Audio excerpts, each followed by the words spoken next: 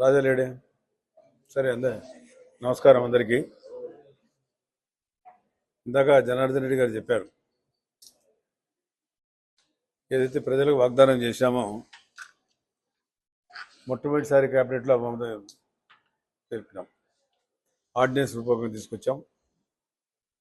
Ordinance రేపు assembly సమావేశంలో దాన్ని బిల్లు రూపకంగా ఆమోదం తెలుసుకోగలిగారు. ఈరోజు మీకు అందరికీ తెలుసు, వర్షాభావం ఉంది. గతం నుంచి వర్షాలు లేవు.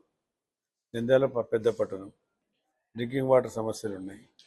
గతంలో ఉన్నప్పుడు డ్రింకింగ్ వాటర్ గురించి అసలు పెడచేరు పెట్టడం జరిగింది. ఇప్పుడు నీళ్ళు తక్కువ పడితే ఎక్కడి నుంచి తేవాలని కమిషన్ అడిగితే గోర్కల్ రిజర్వాయర్ తీసుకురావాలి.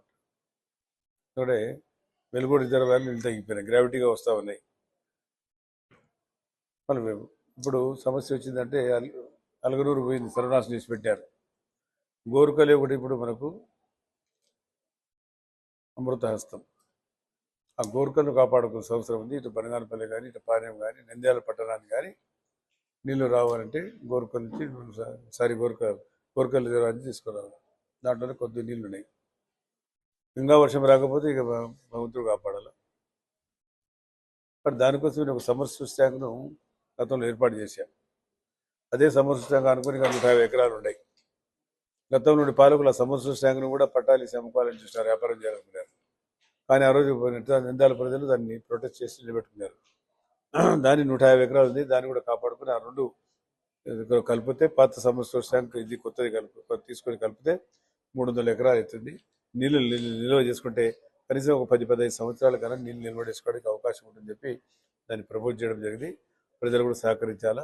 కాబట్టి ఈరోజు పార్టీ అధికారం వచ్చిన తర్వాత మేము చేయవలసిన కార్యక్రమాలు చాలా ఉన్నాయి. చాలా విషయాలు చెప్పడం జరిగింది. ఇప్పుడు ఆర్థిక భారం ఉంది ప్రభుత్వానికి. 13,58,000 కోట్ల రూపాయలు అప్పు చేశాడు ఈయన.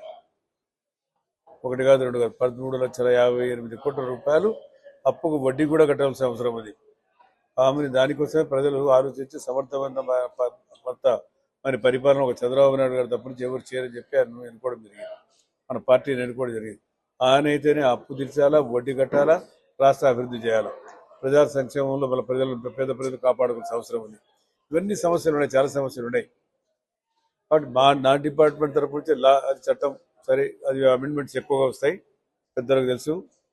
అమెండ్మెంట్ అంటే ఇప్పుడు చూశారు మీరు, ఇప్పుడు